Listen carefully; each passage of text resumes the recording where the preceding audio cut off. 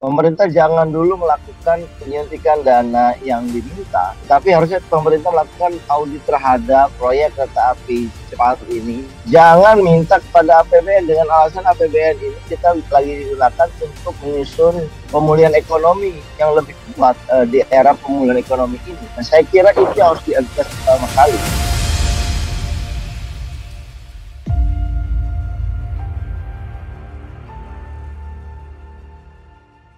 Ya ini Cina minta RI tanggung biaya bengkak proyek kereta api cepat. Ini seperti buah si malakama ya. Dari mulai tidak akan menggunakan APBN dan hingga akhirnya jadi menghisap begitu ya. Nah ini jadi istilahnya ini kereta api cepat ini poroti APBN. Ini ini ngeri ya, ini ngeri. Sangat disayangkan ya bahwa ini sampai sekarang belum selesai. Kemudian budget yang harus dikeluarkan juga ternyata meleset begitu ya, sehingga harus di ada penambahan juga begitu. Kemudian dan kembali diserahkan pada APBN. Ini yang sangat mengkhawatirkan. Artinya tidak sesuai dengan rencana awal, ambisi awal tentunya. Nah, melihat ini menurut Bang Matur, apakah semestinya Indonesia menanggung bengkaknya anggaran ini, karena kan yang menangani juga pekerja-pekerja Cina yang dipergunakan ya.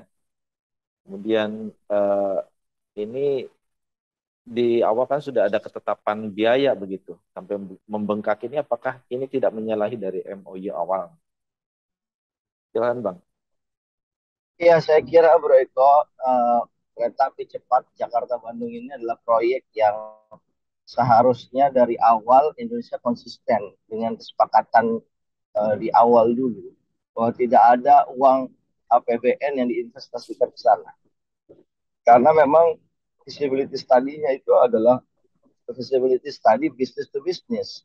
Jadi nggak ada itu yang namanya penggunaan uang APBN.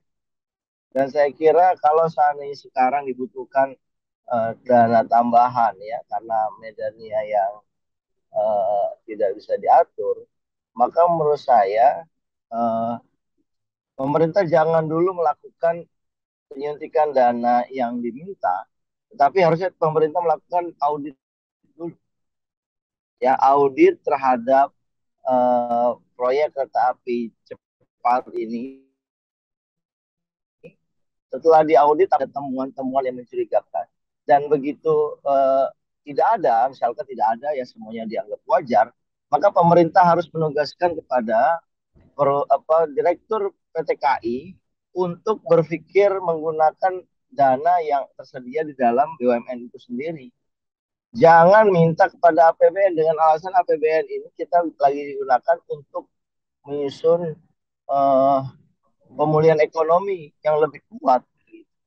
Karena kondisi kita sekarang ini kan terancam dengan kenaikan harga-harga dan juga adanya jurang yang lebar sekali antara yang kaya dengan yang miskin di era pemulihan ekonomi ini. Nah, saya kira itu yang harus diadres pertama kali, bukan malah pemerintah men-top up BUMN di mana top up BUMN itu hanya menguntungkan perusahaan-perusahaan besar saja. Demikian bro menurut saya. Ya, Bang Mus, ada yang mau ditambahkan? Silakan. Ya, ini kan sebetulnya semua pihak sudah mengkritisi ya, bahkan bukan hanya penambahan dana dari awal ketika proyek ini launching, suara publik itu kan sudah menolak, terhadap pembangunan kereta api cepat ini kan. Apa sih urgensinya membuat kereta api cepat Jakarta Bandung ini? Ini kan publik mempertanyakan sebetulnya. Tapi kan ya pemerintah tetap saja dengan pendiriannya untuk terus melanjutkan kereta api cepat yang menurut saya apa sih urgensinya? Nggak ada juga gitu. Maksudnya untuk apa? Transportasi Jakarta Bandung itu sudah sangat banyak gitu kan alternatif orang gitu loh. Jadi nggak perlu sebetulnya. Itu sudah diingatkan. Tapi terus berjalan. Nah kemudian di tengah jalan kan ini yang kesekian kali proyek ini meminta tambahan anggaran. Sekian triliun. itu kan duit masyarakat gitu kan yang diberikan. Jadi artinya para pejabat ini nggak boleh seenaknya gitu loh. Ini kurang duit, masukin uang, terus kemudian itu tuh kan duit bukan uang mereka, ini uang masyarakat Indonesia yang harusnya digunakan untuk kepentingan masyarakat Indonesia yang lebih penting gitu loh dibanding membangun kereta api cepat yang urgensinya juga nggak jelas proyek ini. Gimana kalau menurut melihatnya? Ya, kalau saya lihat ya bro,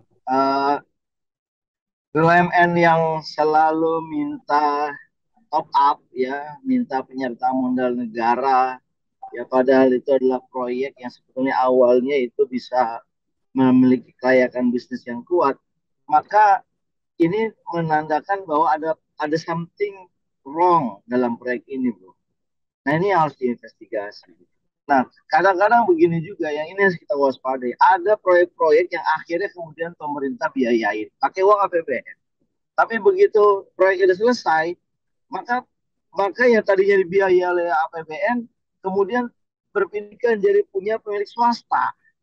Swasta itu yang kemudian menikmati ya hasil penyertaan modal negara dalam BUMN ini. Nah, ini yang nggak benar gitu loh, bro.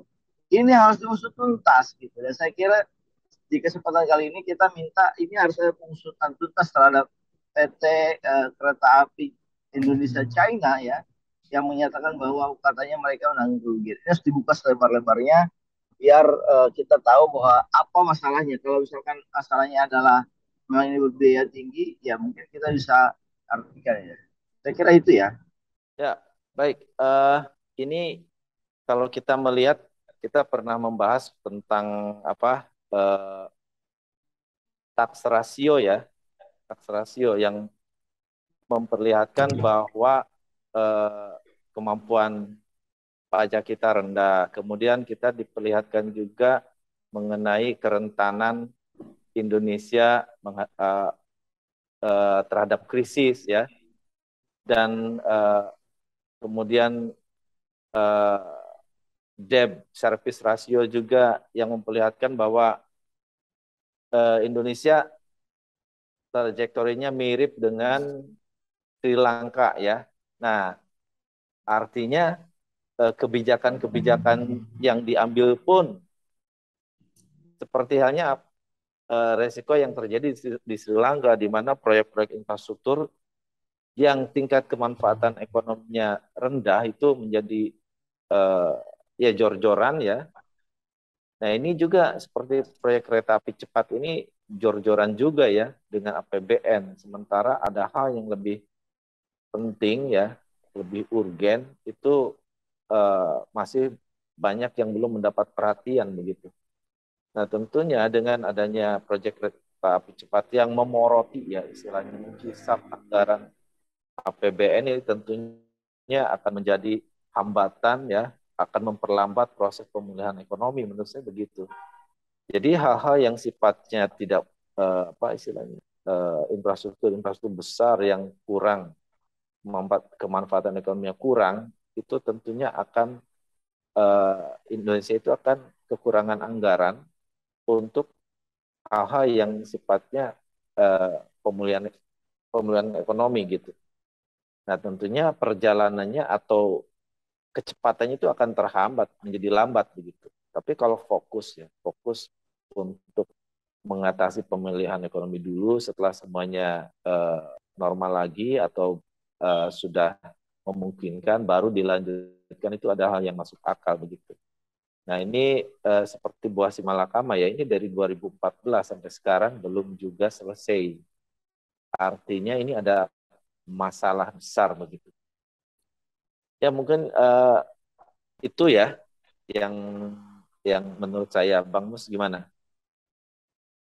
Ya, betul bahwa artinya dari sejak awal ya proyek kereta api cepat ini kan sudah banyak masalah ya Pak. Maka sebetulnya ya DPR juga harusnya melihat ya apa yang terjadi dengan proyek kereta api cepat Jakarta Bandung ini.